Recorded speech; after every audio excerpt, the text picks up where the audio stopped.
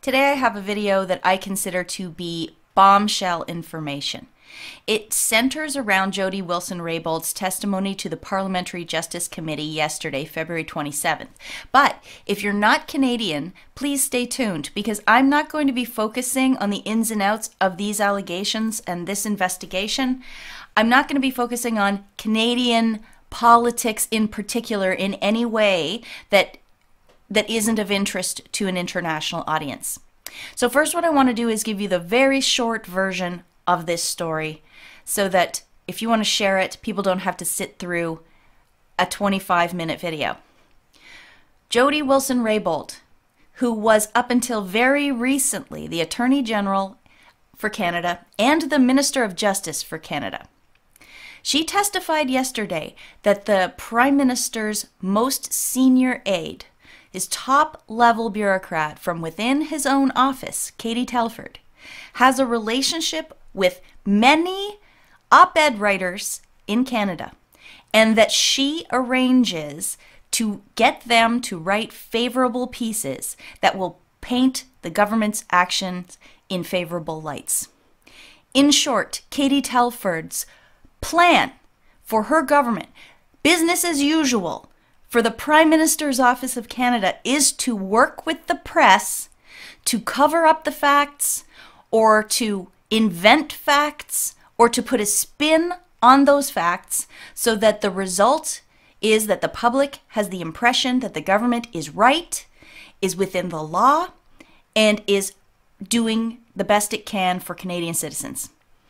Given all that we've seen this year in this country, in the last 2 years in this country, given how gaslighted we have all felt when things like the hijab hoax happens, or when the Prime Minister ignores the will of Canadians and goes and signs the UN Compact on Migration, or the totally mishandled NAFTA negotiations, the characterization of Canadians as racists, the van attack in Toronto, the absolute lack of proper coverage of that, the paper giving cover for the Prime Minister's office to welcome back ISIS fighters into Canada and return their citizenship, the inability of our justice system or our courts or our press or our politicians to speak plainly when refugees or other immigrants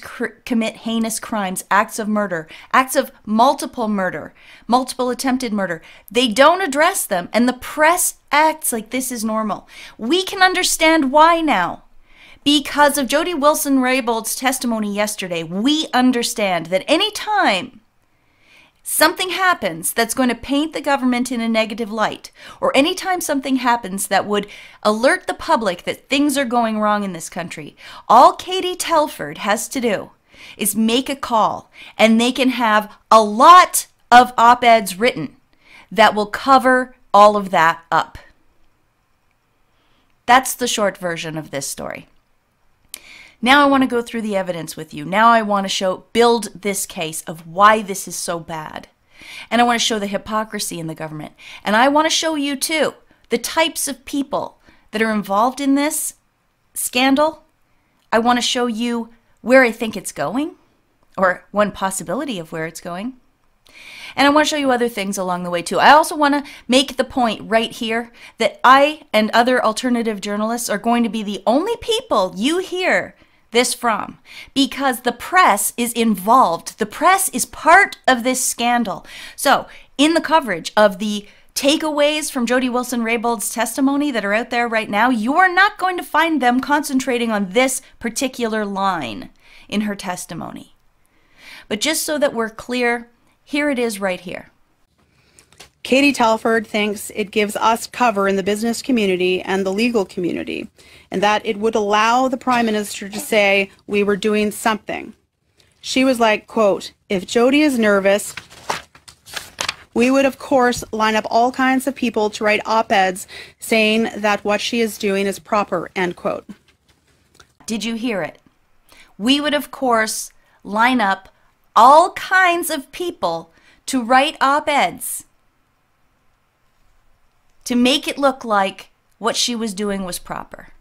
She was like, quote, "If Jody is nervous, we would, of course, line up all kinds of people to write op-eds saying that what she is doing is proper," end quote. Proper, not legal. They want to leave the impression in the public consciousness that everything's okay with the government. And they have, quote, all kinds of people that they can call on to write op-eds to that effect.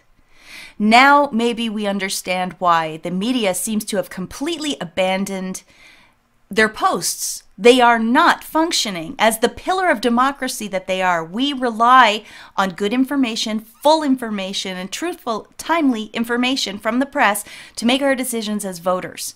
If we don't have that, what do we have? We don't have democracy. If one of the legs is cut off a table, do you still have a table? No, you don't. You have something completely different, and it's something useless.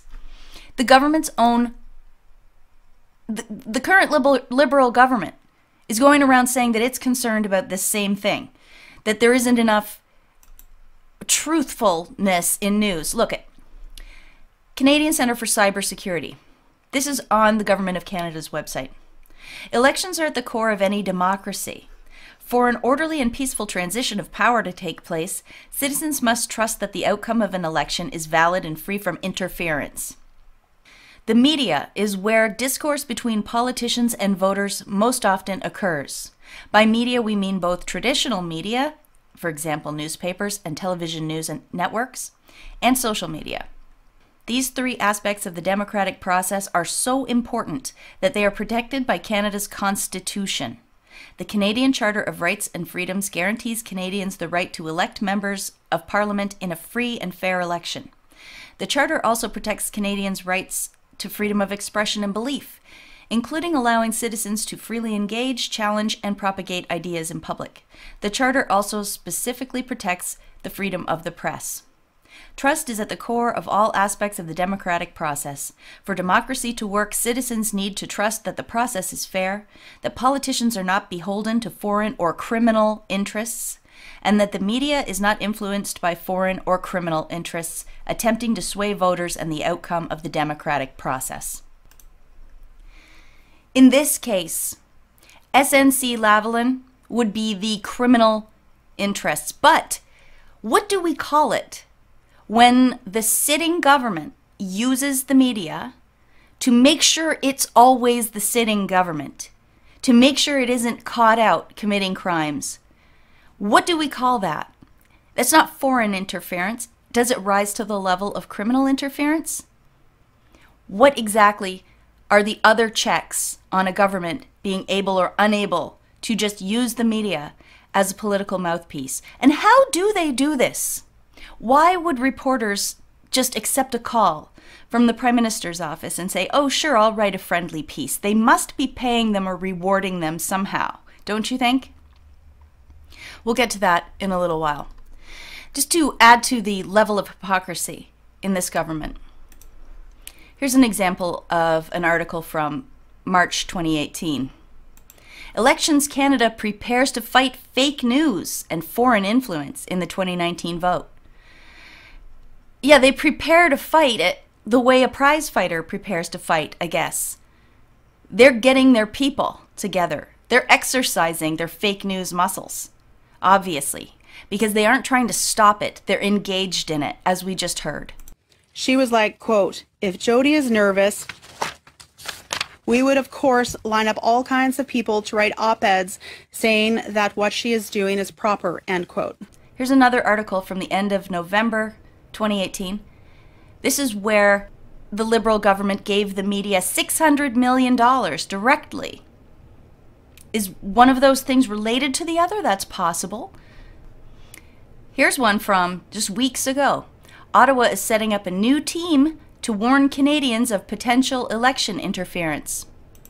This team is supposedly going to be made up of senior bureaucrats who will have sole discretion to decide what articles are and are not fake news, to decide what posts on social media are and are not fake news. Remember what Jody Wilson-Raybould just said? That is a direct quote from the most senior bureaucrat in Canada. And it gets more interesting. This paper here, the Toronto Sun, is supposedly the right-leaning newspaper. I read this article, and it highlights what it considers to be the most important aspects of Jody Wilson-Raybould's testimony. You can see they've said she dishes out the deep dirt on the Trudeau scandal. They don't mention Katie Telford saying that she has all kinds of people who will write favorable op-eds. Here's Andrew Coyne, someone I suspect might be a person that they call when they need help because of his bizarre stand on many issues. He writes a list of the most stunning allegations and all of the people who are now going to have to be called onto the carpet from Jody Wilson-Raybould's testimony. But he doesn't mention Katie Telford saying she can just pick up the phone and get a whole bunch of friendlies to write propaganda pieces to cover for the government. He doesn't mention it either. None of the mainstream articles that I checked mention that statement. I wonder why. Here's the transcript. So just to remind you, KDT thinks it gives us cover in the business community and the legal community, and that it would allow the PM to say we are doing something. She was like, if Jody is nervous, we would of course line up all kinds of people to write op-eds saying that what she is doing is proper. In other words, interfering in Canada's democratic process. In other words, creating fake news on purpose to cover up government wrongdoing. I know I keep repeating myself, but I feel like I have to. Katie Telford, here she is. This is the woman who said that. Katie Telford is married to this guy, Rob Silver. On his Twitter page, he says, I talk about baseball on Launch Angle podcast. I write about baseball at Baseball Prospectus. 2016 NFBC main event winner. I talk politics on CBC's Power and Politics. So that's what he says he does right now. When Katie Telford became chief of staff for Prime Minister Justin Trudeau, Rob Silver, her husband, had to quit his job. Here's his LinkedIn profile. You notice here it says, it's complicated. This is the section where people usually say what company they work for or what they do. Down here it says Rob was a founding partner at Crestview, a leading Canadian public affairs agency, before selling his shares in December 2015 due to his wife's job as Chief of Staff to the Prime Minister of Canada. Here's an article that says Rob Silver leaves Crestview citing wife's job as Trudeau's Chief of Staff. That's from January 4th, 2016. This is Crestview, by the way. Crestview's strategy. It is a digital campaigns and mobilization practice.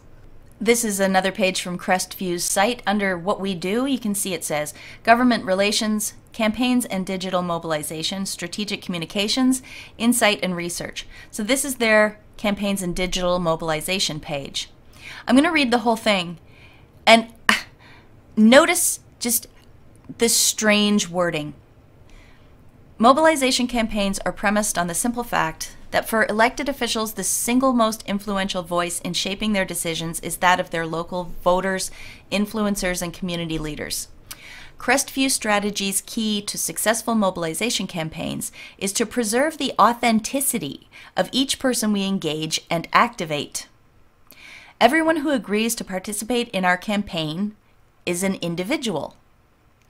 This is facilitated by a proprietary set of digital tools that find and activate individuals that meet the demographic and psychographic target of our clients' need to engage, and a campaign management platform that tracks and moves individuals along an activist journey, eventually mobilizing them to take action in support of our clients' campaign objectives.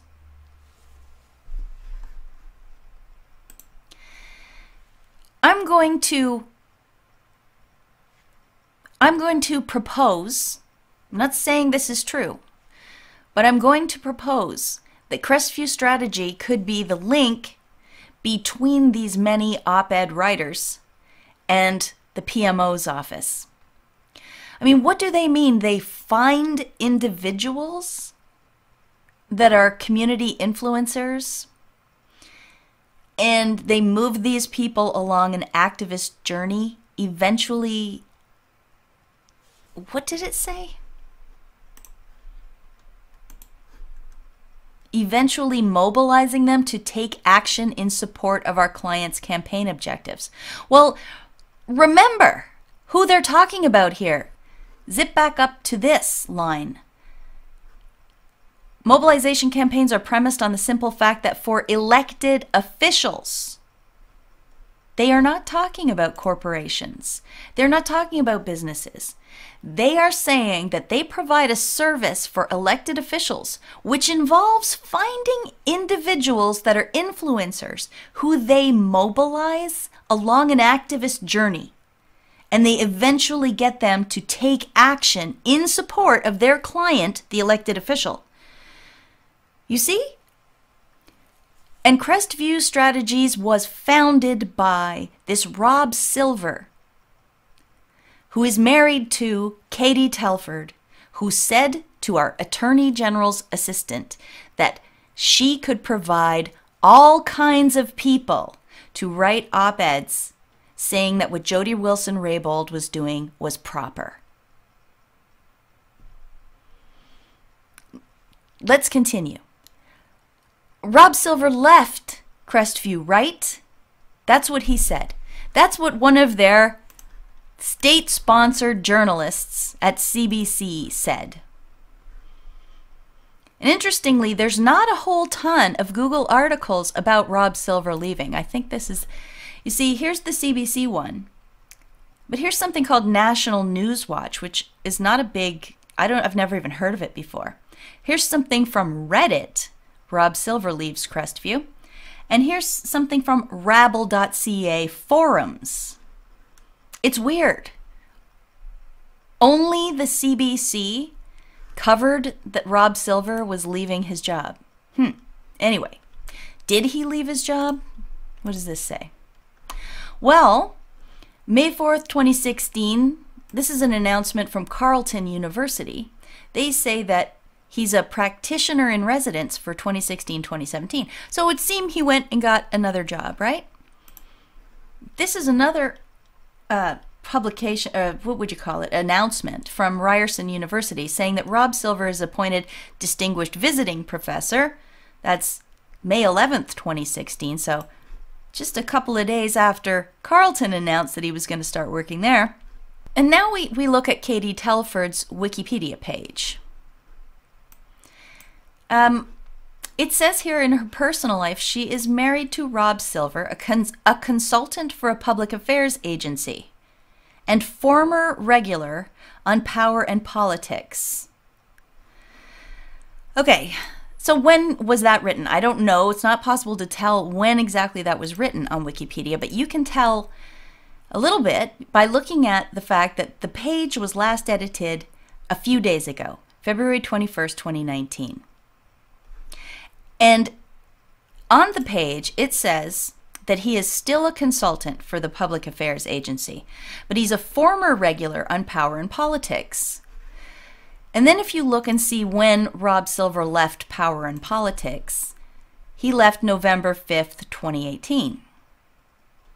So they updated that on Wikipedia.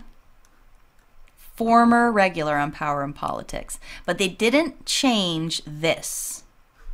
What does that mean? That's a slight indication that actually he still works for Crestview Strategies. Is there anything else out there to indicate that? One thing so far that I found. There's this publication from energyontario.ca, and you can see here the date is 2018 April. Speakers at a conference, Politics, Perspectives, Policies Conference. And if you scroll down that page, you come to Rob Silver. He was a speaker there. Rob Silver, partner, Crestview.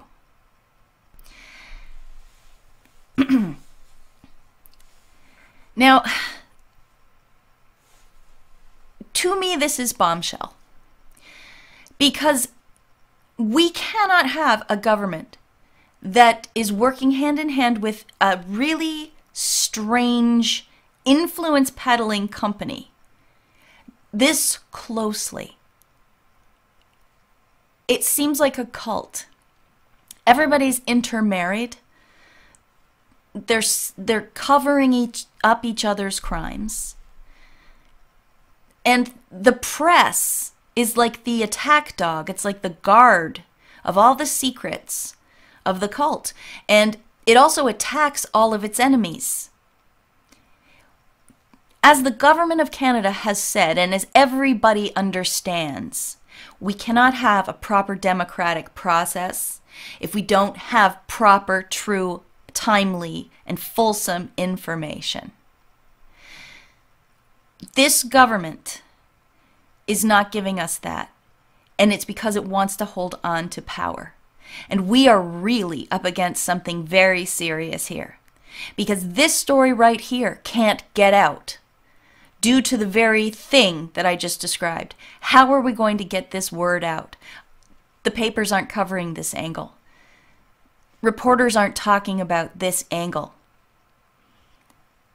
I don't even know if many alternative researchers are going into the close relationship between this PR firm and the Prime Minister's his chief of staff is married to a propagandist.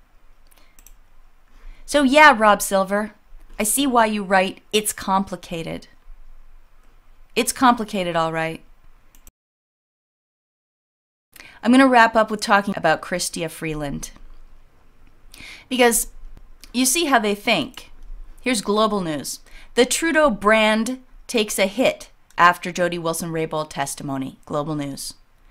That's how they think. It's a brand. We don't have a government. We have a set of ideas, a narcissistic false narrative. And that false narrative took a hit because the truth, possibly, came out. So the opposition leader, Andrew Scheer, put this out. He can smell the blood in the water, of course, and he put this out. Justin Trudeau has lost the moral authority to govern and must resign. What if that happened? What if Justin Trudeau resigned? Who's next in line? I researched that. We used to have a deputy prime minister position in Canada, but you know what? Apparently we don't, and we didn't. We do have the position, but nobody fills it. Harper didn't fill it, and Trudeau hasn't filled it. So there's no official deputy prime minister in Canada. But if I had to guess, I would guess Chrystia Freeland would be the person installed if Trudeau was removed. And the Toronto Star published an article in June 2018 where they said the same thing. Chrystia Freeland's the unofficial deputy prime minister. And they go through a bunch of reasons, which I think are legit. I don't mean legit in terms of Chrystia Freeland deserves it or that she's competent in any way for that position, but I mean she's positioned for it. Chrystia Freeland is really close to someone many of you will have heard of. She's very close to George Soros. I don't know how far back their relationship goes, but here she is interviewing him in 2015 about the future of Europe, by the way. I'm going to watch this video. And here she is from 2009. You can see down at the bottom there. She did an interview where George Soros blatantly says they need to get China on board to bring in the New World Order.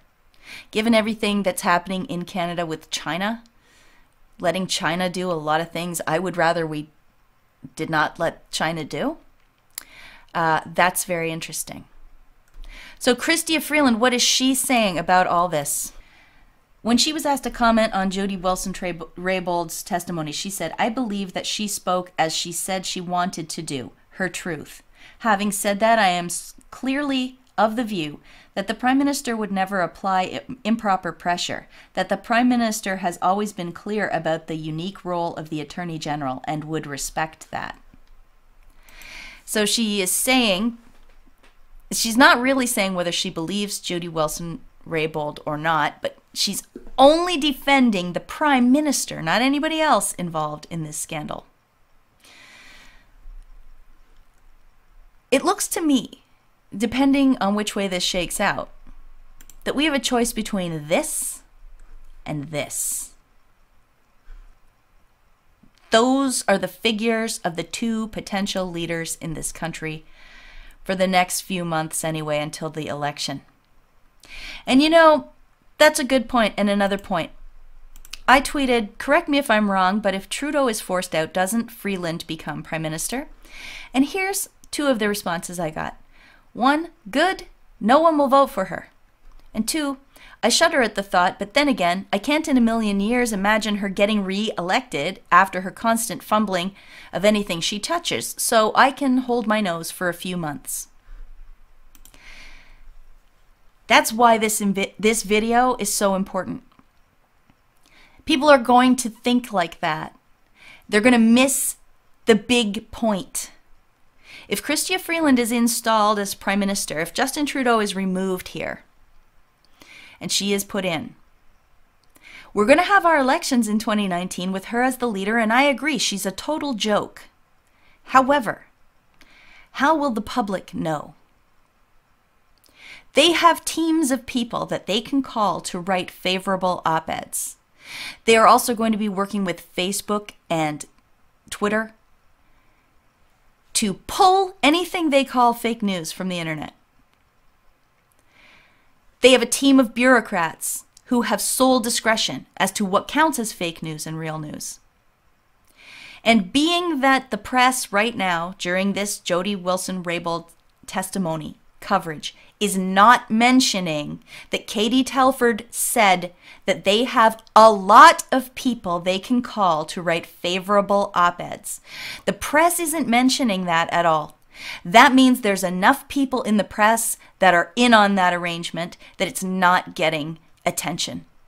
So if Chrystia Freeland is installed as Prime Minister, how do you think she can lose the election? Democracy depends on us being able to have the full and complete truth.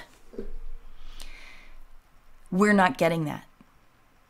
And unless the press admits its role in getting us to where we are today, there is no reason that Chrystia Freeland wouldn't be reelected, because that arrangement will just continue. Okay, I was going to stop there, but let me just show you how places like Crestview Strategy hedge their bets, okay? They're getting ready. They've hired Zoe Addington in November 2018. She worked for the previous federal government, so she worked for Harper. She held several senior level positions, serving as policy advisor at the Department of Indigenous and Northern Affairs and Director of Policy at Industry Canada. She served as the Deputy Chief of Staff and Director of Policy to the Premier of Alberta, Director of Policy and Platform during the last provincial election, and most recently Zoe worked as the Director of Policy, Government Relations and Research at the Calgary Chamber of Commerce. You don't think this cozy relationship with the press will continue under a conservative government? You're wrong. It is by far their best tool at maintaining power. I'm going to stop talking now. Thank you very much for your attention to this really long video. I may cut just that short version out and make it a separate video that's easy for people to share. I'd love you to leave a thumbs up. I'd love you to leave a comment. I would love you to spread this around. And even if you don't spread this video around, go to my Twitter timeline, get the short versions of the tweets, get the images I've captured that prove what I'm saying about Crestview Strategies, and the short video that shows Jody Wilson-Raybould making this statement under oath in front of Parliament, because people need to know this. This is the most important part of this story, even though other aspects of this story are also extremely relevant and damaging to our government and our rule of law, our just society. our democracy. All right, everybody. Until next time. Peace out.